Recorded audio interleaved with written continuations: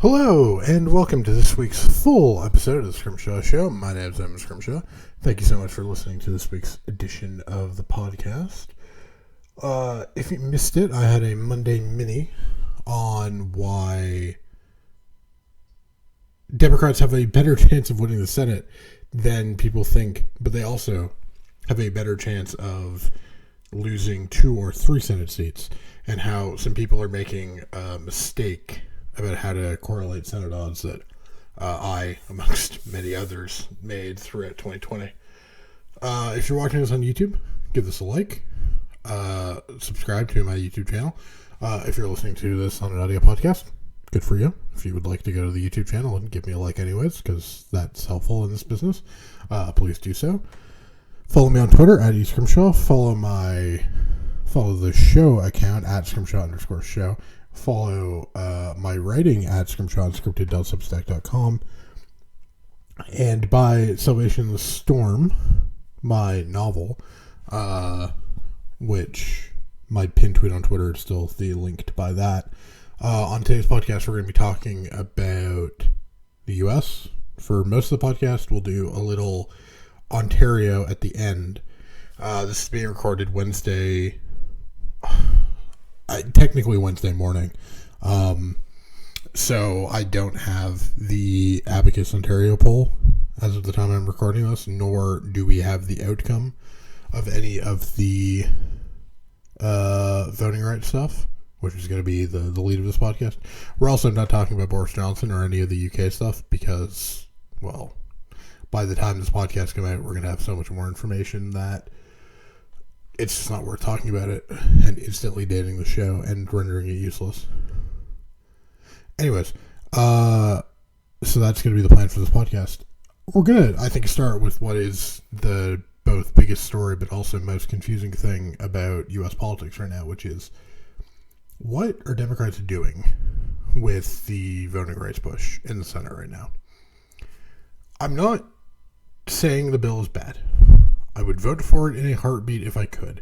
I'm not saying that the GOP are not acting in anti-democratic fashion, and I don't mean anti-democratic as an anti-democratic party. I mean anti-democratic ways to try and win to try and win power. And I would do everything in my powers to pass a full comprehensive VRA to amend the Electoral Count Act. Like, there are a lot of things Democrats need to do and need to fight for vis-a-vis voting rights in the context of elections. I agree with all of this. What I don't understand is, what do they think they're getting out of holding a vote they know they're going to lose? Right? I don't get it. Like, this is, again, not to say the bill's bad, not to say that fighting for this isn't bad necessarily. I just want to know what the end game is, and I don't. And I don't think anyone knows what the end game is, right? Is it Joe Manchin votes against this, Kyrsten Sinema votes against it, and then you spend the next, I don't know, 10 months saying we're 2 votes down, so elect Connor Lamb, Sherry Beasley, and Mandela Burns? Is it to try and force Sinema and Manchin to have so much public pressure put on them that they eventually change their votes? Is it to scare Sinema into, trying to maybe become more left-wing by showing that, Emily's List and NARAL, and I'm going to presume by the time you're listening to this, more organizations continue to stop funding her and stop supporting her? And, is that part of it? Although that doesn't really solve your Joe Manchin problems anyways. I agree with the purpose of this. I agree with the thing they're trying to do, but I don't understand the politics of it at this point, right? I don't understand what Democrats think they're going to accomplish, right?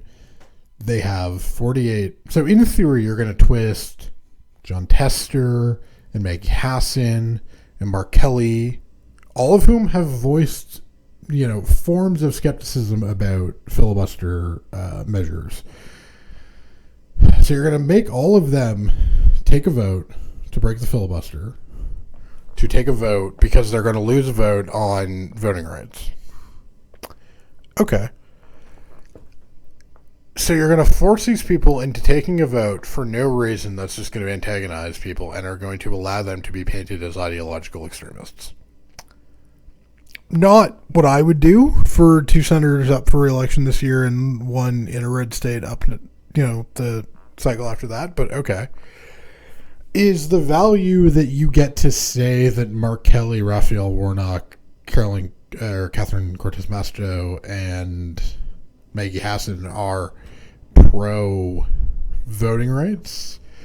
Like in states where minority turnout's going, well, in 3 states where minority turnout's going to matter a lot, and then New Hampshire, which, let's just be honest here. Is it to try and force Ron Johnson into a bad vote on voting rights? To try and juice black turnout? Against, let's be honest, most likely against, black nominee Mandela Barnes. Because I don't know what the political strategy is, and I think a lot of people have wrongly sort of acted like if you can't win the vote, don't have the vote, right? Which I get the argument for, but I also think like there are valid reasons to hold votes beyond just the ability to win them, right? If you think you can push the needle, if you think you can make a political point with a vote, go ahead and hold it, right? I wrote for the lines at one point when we didn't know if it was going to be Ron Johnson or Mike Gallagher. I wrote that Gallagher I don't think is a particularly strong Democratic, it's not a particularly strong Republican opponent because he voted against the original CARES Act. And, forcing people into unpopular votes is sometimes good politics, right? It can be useful to try and jam people on these votes and then try and get them to keep their positions, right? And so, but the thing is that if you think putting this vote up helps Warnock, Cortez Masto, and Kelly, say so. If you think it hurts Ron Johnson, say so. If you think voting rights as an issue is better for you to have at the top of the agenda than, inflation or politics or Build Back Better or whatever, then articulate this, right?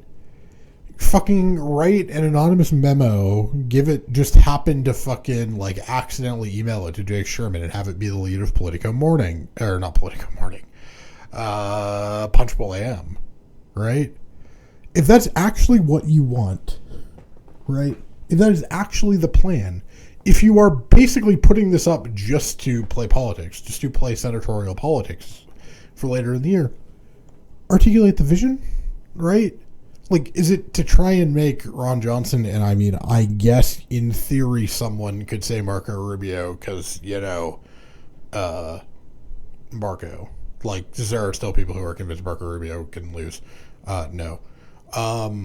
I just don't know what the vision is, and the problem is that I don't really buy the idea that, putting Ron Johnson or whoever in tough position is really going to do anything, right? And I also don't think that you can juice black turnout with a loss, right? And I think that if that's the goal, right, and I kind of think it is that by putting voting rights at the top of the agenda, you're trying to remind Democrats that Republicans are universally against the VRA and are universally against equity on these matters and directly on all matters. That's fine, right? I get it. I get the argument. And the thing is that argument is at least based in something correct, right?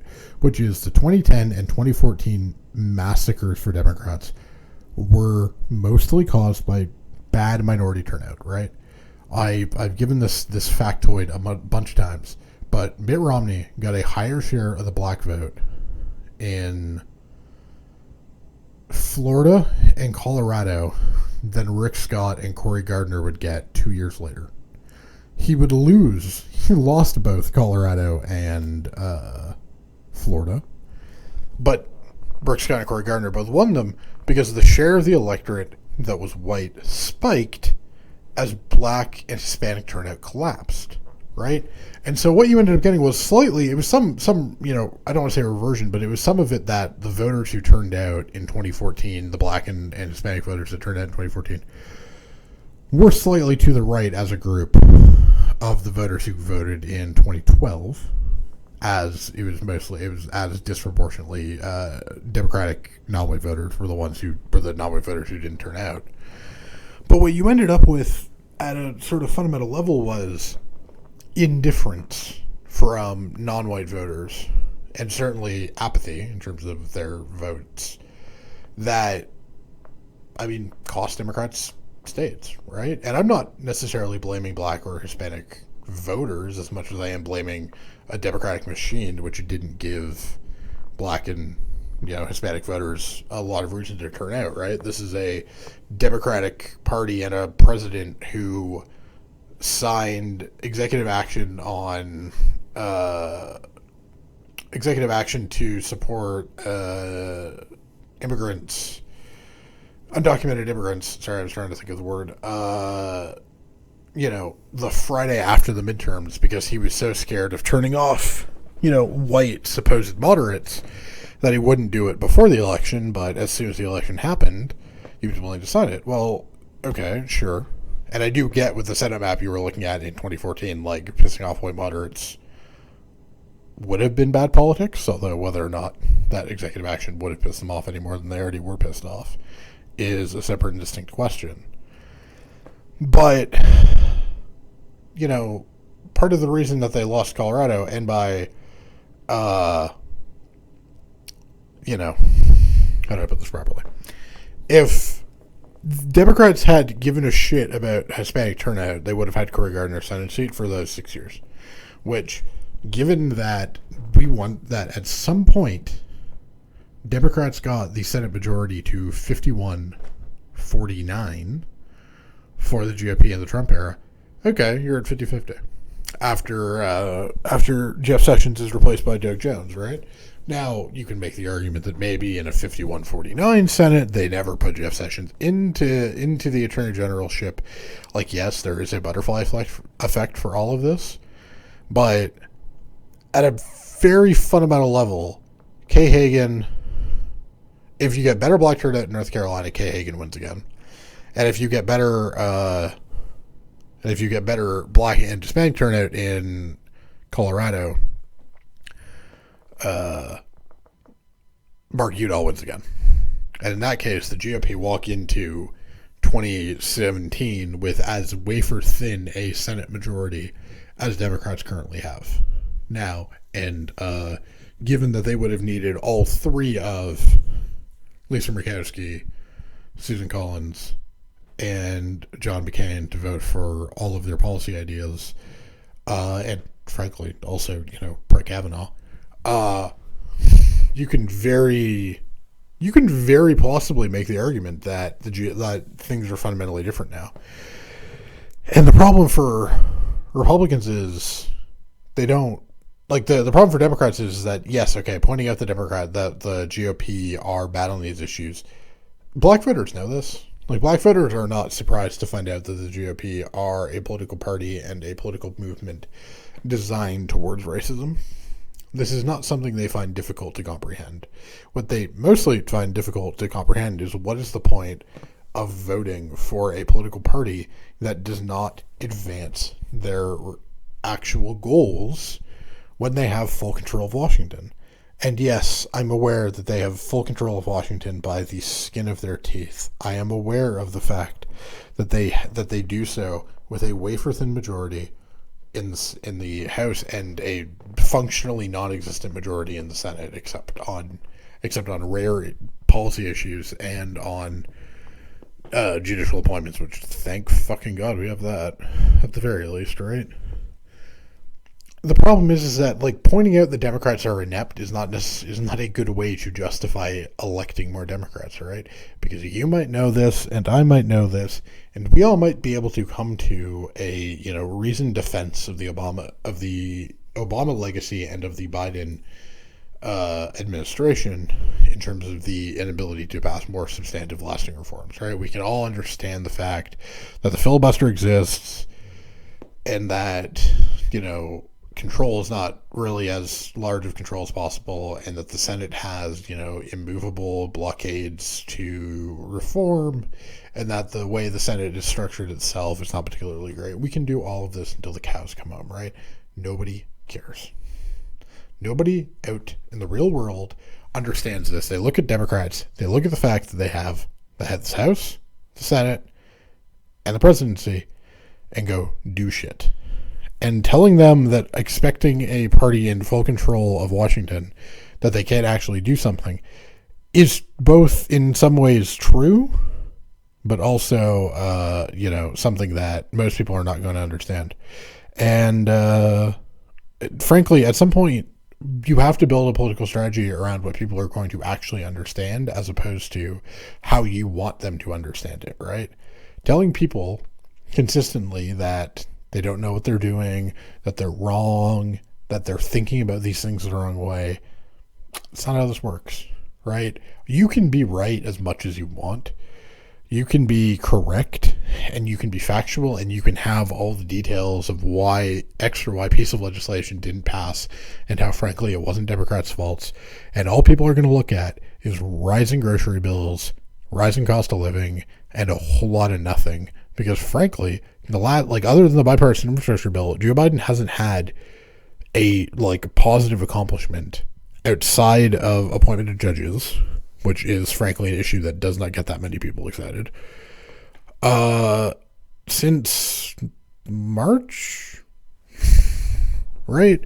COVID vaccination went well, but how much of that was Joe Biden's doing versus what a theoretically reelected Trump administration would have done, who knows? And also the vaccination campaign has stalled out at a lower level than in most places.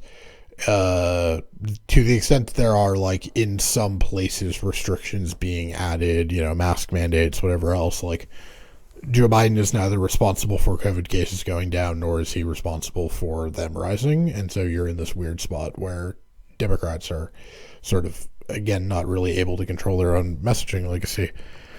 And also, Joe Biden has a lower approval rating today, at least as of the time I'm recording this, if not the time we are reading this. Or, sorry, not reading this. I always write it when you're listening to this, because I know YouGov and Morning Consult release their weekly trackers on Wednesdays.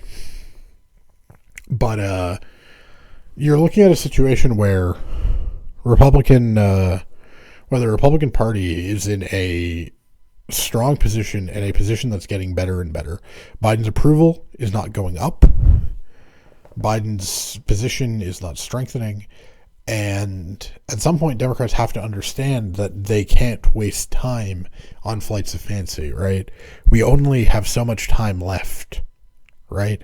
And at some point, they're wasting a month on Build Back Better, wasting a month on voting rights that could have been, in theory, spent on negotiating some new path forward on Build Back Better, negotiating some arrangement on maybe a smaller prescription drug deal, or maybe there's a paid family leave option, right, that could command 60 votes, as Joe Manchin has talked about in the past, right? Whatever, spending a month on a thing that isn't going to work and there was never a strategy for, was never and is never the right answer. It doesn't exist. And unless you're playing politics, and unless all of this is a political stunt unrelated to and unconcerned with governing, I don't understand what they're trying to accomplish. And at some point, Democrats need to appreciate that they are either playing politics or they're wasting their time. And if they're wasting their time, this is unacceptable. And if they're playing politics, they need to actually articulate what the goal of what they're trying to accomplish is. Otherwise, even if they're trying to play politics, they're still wasting their time. The other side of how Democrats are playing politics and not playing it particularly well is Democrats have a better position in the House than most people realize, and but they're still unlikely to win. and this is, I think, one of the more difficult things to properly communicate, so I'm going to be very, very clear here. We do not know what the full maps are going to be, right? But we have a reasonable sense at this point of what most states are going to look like, right? We know that New York is going to be a Democratic gerrymander of some form. We have the California maps. We have Texas. Florida is a question mark, and I'll get into that in a minute. But New York is going to be a Democratic gerrymander of some form. Illinois has already done their maps. Pennsylvania is probably not going to be great for Democrats. We already have the Michigan maps. We're pretty sure we know that Wisconsin is going to be a 6-2 for Republicans, right? So in terms of like competitive seats left, we pretty much know what the map looks like, right? And the thing is that doesn't necessarily mean we like know what the House is going to look like, because obviously the campaign matters and how much Joe Biden can rally his disapprovals and everything. Like, all of these things will matter, but the broad contours of the maps are all things that we know already. And the thing about it being stuff we already know is, if we're talking about the Senate, the path for the GOP to get to 230 seats is very, very narrow, right? They have 213 now. I think if you reran the 2020 election on the 2022 maps, they would probably have less seats than they currently do, which means that these maps are going to be more favorable to Democrats than the previous ones on the previous results. That does not mean they will win more seats in 2022 than they did in 2020. Let me be very, very, very clear, because I know someone's going to clip this and get mad at me for being, a pro-democratic, whatever, right? But like, if you go through this state by state, right? Like, most states, you're not going to see a substantial change in the number of GOP seats, right? You're not going to, because Alabama is 6 of 7 seats Democratic, right? Arkansas is a 4 of 4. Those are both staying the same. Connecticut, Republicans winning a seat in Connecticut, probably not going to happen, given they've had such little representation there.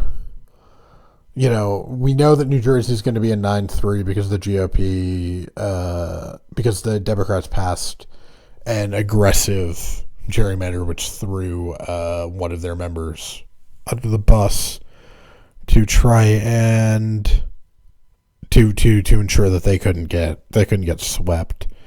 And so what you're looking at is, if you make a set of assumptions that are, I think, Republican friendly, but not that are Republican friendly, but not their max, right? You get a situation where, give them 6 seats in Arizona, give them the extra seat in Georgia, give them 18 seats in Florida, which might be aggressive, but let's call Florida an 18-10 for the purposes of this conversation. Give them all 4 in Iowa. Give them the extra seat in Tennessee, which it looks like they're going to give themselves in redistricting. Give them 8 of the 13 seats in Michigan, which is my current projection. Give them an extra seat in Minnesota. Leave everything else. Leave the North Carolina gerrymander in for now, because let's do it. Let's say the GOP keep 5 seats in New York, slightly more favorable. Let's say they get 10. It's a 10-7 Pennsylvania map, which I think is a reasonable, potentiality. And then, these are all a bunch of assumptions that I don't feel great about, right? We'll say 9 in Ohio, where the courts have thrown out the GOP gerrymander, right? Like, if you give a bunch of assumptions that I don't feel great about, you can get the GOP to 227 seats. If they toss the North Carolina gerrymander and we call that 9, they're down to 225, right? It's not impossible for them to do better than that. But if one of these Democratic incumbents in Michigan does better than I'm projecting them to, right? If Axne in Cindy Axne in Iowa does better than I'm projecting, right? If the Florida Senate map is more representative of what the Florida redistricting situation is going to look like, you could get it if one of the Arizona Democrats, if Mark Kelly winning statewide manages to drag Democrats to strong positions. If Democrats can win the Colorado 8th, which I currently have as Republican, right, you end up in a situation where the GOP majority is going to be rather small, right? Redistricting means that a lot of states have eliminated or lowered the number of competitive seats, right? Illinois. Illinois has drawn out 2 Republicans, and I mean, unless they can crack the gerrymander, which is not impossible, but I think likely holds up, the number of competitive seats there is down. Texas drew basically an anti-competitive map because they gave Democrats they gave Democrats one of the 2 new seats, and they massively shored up Colin Allred and Lizzie Fletcher, but other than Beth Van Doyen in the Dallas area, and I think she's still like a Trump plus 12 district, although it's turning left. Like, they built a map that was designed to last as long as possible, which did not also therefore mean that a priority was given to maximizing the number of seats they could win. And because of that fact, you run into a situation where a whole lot of people think that, the GOP are going to walk into a Senate majority or a House majority equivalent to the ones that they walked into in the 2010 and 2014, and the problem is they're just not going to, and it's a lot because of their own decisions, right? Republicans could have maximized the size of their majority had they passed more aggressive Democratic gerrymanders in Indiana, Missouri, Kentucky, like. By keeping Democratic seats that they did not have to in those areas, you ended up in a situation where the GOP has not maximized the number of seats they're going to win. And because of that fact, because of that very basic fact, the GOP majority is just not going to be that big, right? North Carolina and Ohio, so North Carolina probably is going to get tossed. Ohio did get tossed. Both of those outcomes are also just the fact that, these maps are not going to be great for the GOP in, neutral or slightly Democratic leaning environments. And frankly, slightly Democratic leaning environments are just the national environment these days, given the Democrats have won the popular vote in 7 of the last 8 presidential elections, and the GOP are just generally not winning. Even when they win, they don't generally win with majority support. And you get into a situation where if you are trying to work through how you get the GOP to some big majority, they need to win every competitive seat, and then every seat even beyond that could be competitive. And it's just they're not going to sweep every even slightly competitive seat on the board. And that's what it would take to get to 235 or more, right? To get to a decisive majority that Democrats got as of 2018. Now, what generally happens is maps get less efficient at the end of decades than they are at the beginning of decades for a very basic and simple fact, right? Maps are drawn the information you have at the time you're drawing them. And I know that sounds like a very basic sentence, but think about it, right? Think about what the, Georgia Republicans were drawing when they drew the then 10-4 congressional map in 2010, right? They had no fucking idea they were going to lose both Georgia 6 and Georgia 7, right? They had no fucking idea the Democrats were going to start winning Cobb and Gwinnett, right? They had no idea that this was coming. So obviously those maps busted because of the way that these districts ended up getting redrawn, right? In the same way, the Minnesota map, which wasn't a Democratic, gerrymander or anything, but certainly was a drawn by the courts. But the thing about that Minnesota map is we had was it 3 or 4 seats change hands this election cycle as the GOP, because the Democrats used to win the first and the first and the 8th, and both of those are now GOP seats. And Andrew Craig in Minnesota 2 is certainly, new Democrat. I'm just Googling whether Democrats won the 3rd or not. Like when Democrats first won the 3rd, because I honestly don't remember the answer to this question. I should be better at this stuff, but I'm just not, and people can get mad at me all they want. No, Democrats flipped that in 2018 as well, right? So 4 of the seats in Minnesota flipped in the same election because the coalitions were totally different, right? No one expected Colin Peterson's seat to move as far right as it did, and no one expected the second to move as far as it did. It's just not how politics was thought to be working, right? And as much as we might think that the trend lines are going to continue, or at least that the global fucking realignment is going to stay going where it is, these maps are drawn to maximize the next 2 cycles, right? And things are going to change, right? If the way if there is a substantial movement right of black voters, then you might end up seeing some maps are gonna break, right? If you see a continuation of democratic deterioration with working class voters in the north, and white working class voters in somewhere like Wisconsin start voting like more like they do in Missouri, then you're gonna then a seat that might be notionally competitive now in the Wisconsin 3rd might be completely gone in 2 cycles, right? Maps are only as efficient as they are now, and we don't know the answer to how these maps are gonna hold up. And so the chances that a state's gerrymander, whether it's the Illinois Democratic one or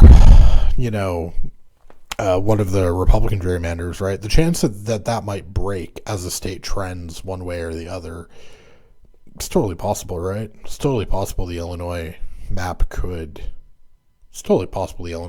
break in a couple of years as Democratic support in the state becomes more and more increasingly focused in and around Cook County, and their downstate support slips, right? It's totally possible. I would probably even bet on it breaking at some point. But that's a price you're willing to pay. And so the chances that you can get maps that get totally scrambled by the end of a decade are a lot greater than their chances now, because frankly, everyone is drawing optimal maps to win this cycle and next cycle, right?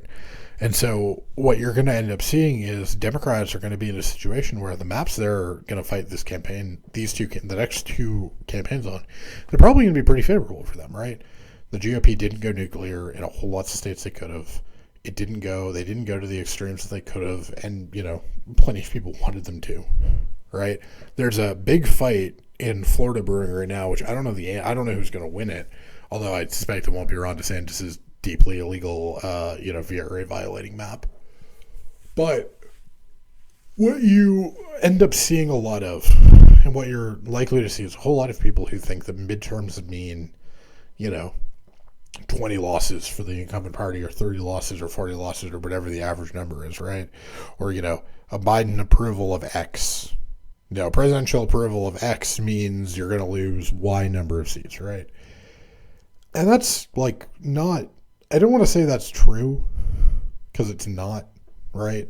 I don't want to say it's false, because, these facts are true insofar as they are correct to the history that we have, right? we understand what they are and we understand how they work, and we understand that like these things are not untrue based on the way the history works. The problem is that this history is not super reliable all the time, right?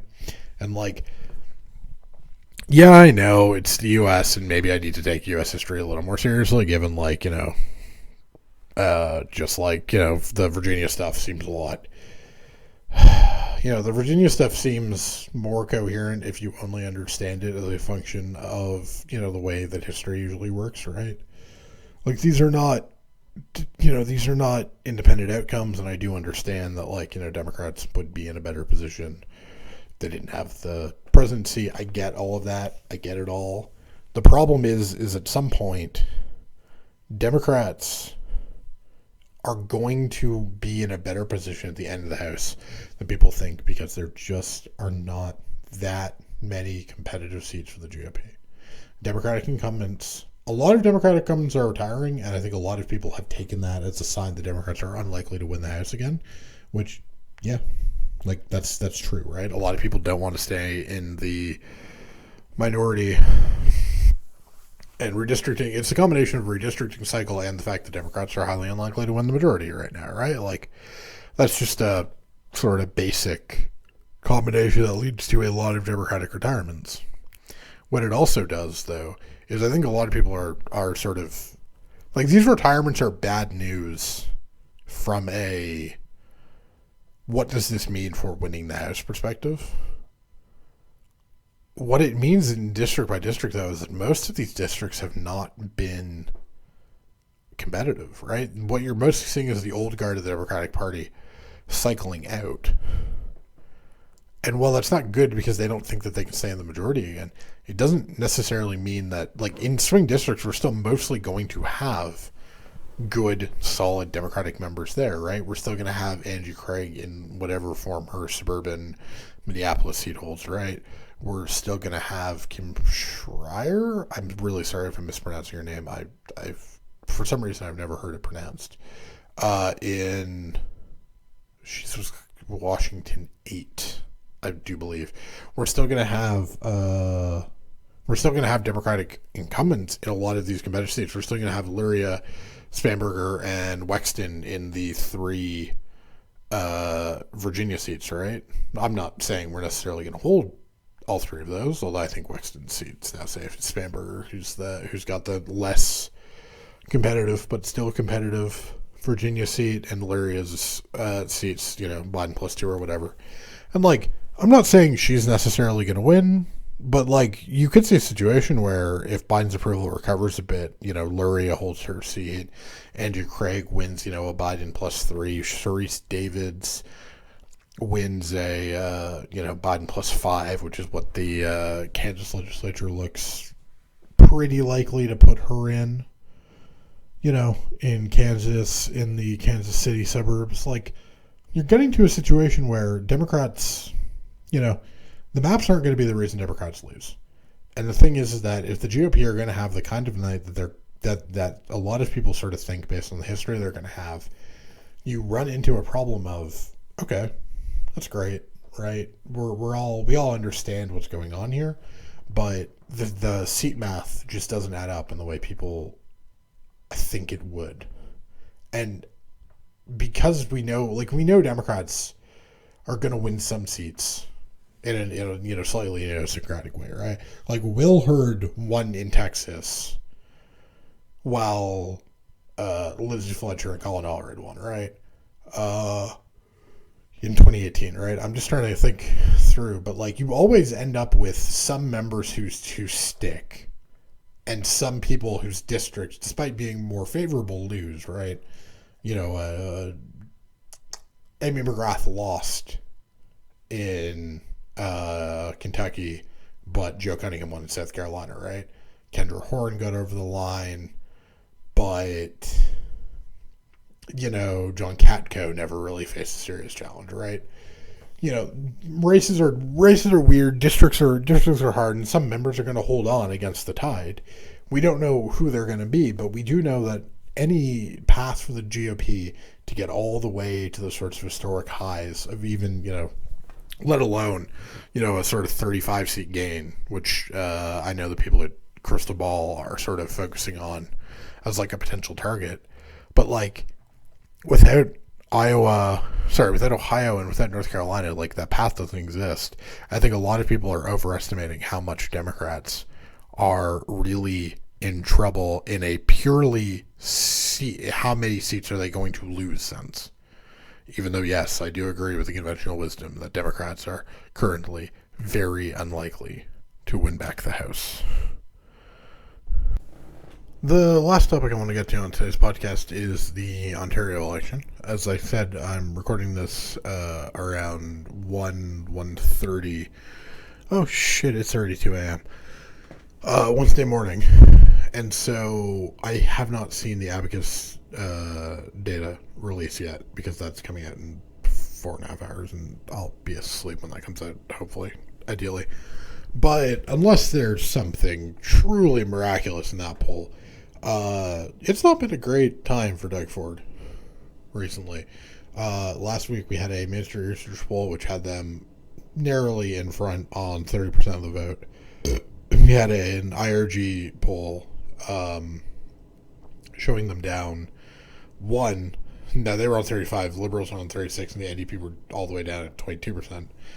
IRG like consistently always has the Liberals better than everybody else. Like they seem to have a just like pro-liberal bias even in places where the Liberal Party is not like an institution.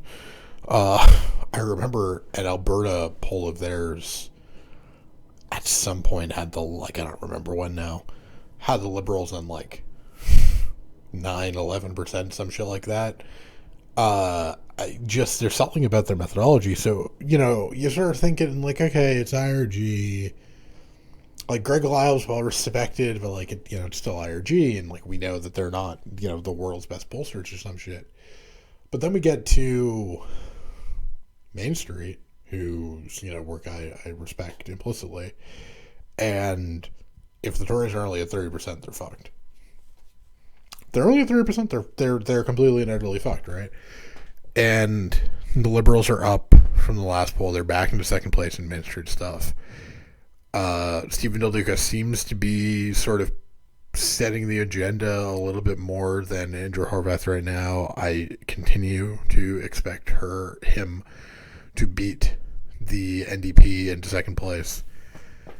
And I mean, for all I've been saying, this election's close. We finally got the movement in the vote intention stuff that I was hoping for and expecting. Because we now finally have the Tories, not only under 60 seats, but, pretty far away from majority government at this point. They're on 54 seats per my latest forecast. I will have an updated forecast on Wednesday. This is just what it is as of Tuesday night. Although, honestly, just to fill people in on how these things work, right? It's based on a polling average. The polling average still has some of the still uses that Legere poll from December when Ford was at 38%. So, unless Abacus repeats that, honestly, Ford's probably going to be in worse shape by the time I update it than now. Ford and the PTs are on 54 seats.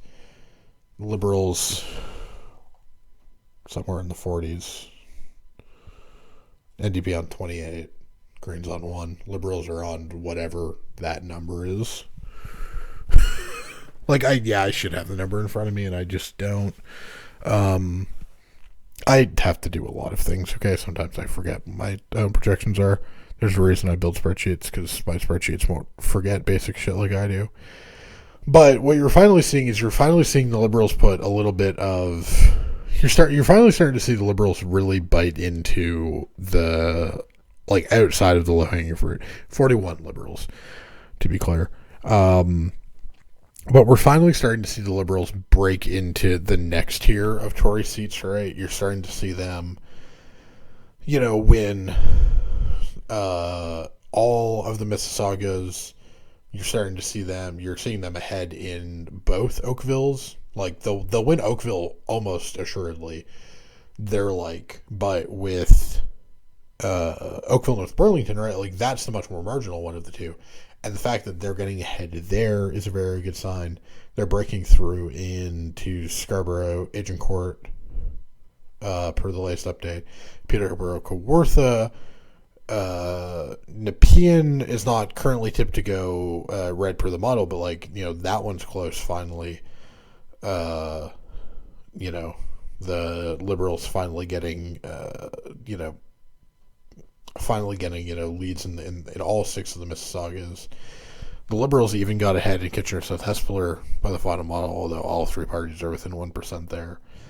And you're starting to see the Liberals really, really get into the conservative, the next band of conservative seats, right? Cambridge, Burlington, multiple Bramptons, although they're taking from both parties in the Brampton area, right?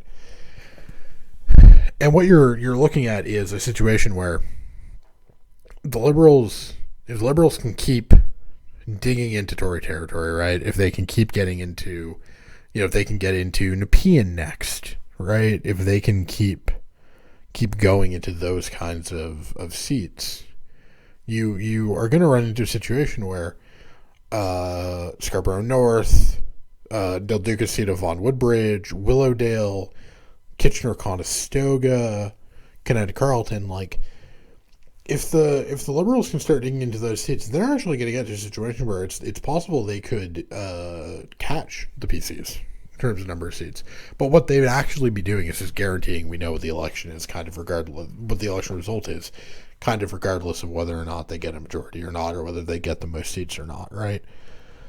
The PCs in the 50s, if they're in the 50s, let alone in the 40s of seats, like, they're not going to govern, right? We're just going to have the Christy Clark go to the legislature, have them vote you out. We're just going to do this dance. It's going to take 4 weeks or whatever, and we all know what the game's going to be, right? We all know what the plan's going to be. We all know how it's going to work, and it's all going to be very, it's all going to be very generic. It's going to just be how these kinds of things work, right? Doug Ford is going to go see the legislature. He's going to use his constitutionally valid right to check confidence. He's going to lose, and then he'll hand over power peacefully, right? There will be no conspiracy. There will be no fraud allegations. He will do what he is constitutionally allowed to do, and what, frankly, everybody would do in these same situations. And when it doesn't work, because of course it's not going to work, we'll all just move on with our damn lives. But until we have any reason to believe that the Tory party can get back to a majority, or that the NDP is suddenly going to get some huge revival, we know what the next election is going to be in Ontario. We know the Liberals are going to beat the NDP, and we know that whichever the NDP and the Liberals comes in second is going to topple a conservative plurality. And right now, unless Doug Ford gets his head out of his ass and his poll numbers out of the toilet, Stephen Del Duca is going to be the next Premier of Ontario. And with that, thank you so much for listening to this week's edition of the Scrimshaw Show. Follow me on Twitter at @Scrimshaw. Follow the Scrimshaw Show on Twitter at @Scrimshaw_show. Read my writing at scrimshawunscripted.substack.com. And if you would really like to be great, buy Salvation in the Storm. My pinned tweet on Twitter is how to buy it. If you're listening to this, leave a rating, leave a review on the podcast player if you're choosing. If you're on the YouTube, like this video, subscribe to my channel, and I'll be back on Monday. Presumably, hopefully, honestly, from my perspective, I would just very much like this story to, have some clarity. So I'm tentatively planning for the Monday podcast, for the Monday mini next week, to be about Boris Johnson, the Tory party, and Partygate, and all assorted matters. I that's just like a tentative thing. Like, I'm not gonna feel held to that, but my assumption is that's gonna happen soon. But I'm really hoping that that it's not as fast moving by Monday, because I would like to actually be able to write about it coherently, and I would just like to not record something and then worry that events in 20 minutes are going to render it useless, which is always a live risk with anything to do with breaking news. Follow my writing, because presumably if anything happens before I record another podcast on any topic, I'll be writing about it. I will write about the abacus poll when I actually wake up and read it tomorrow. And have a great week, everybody.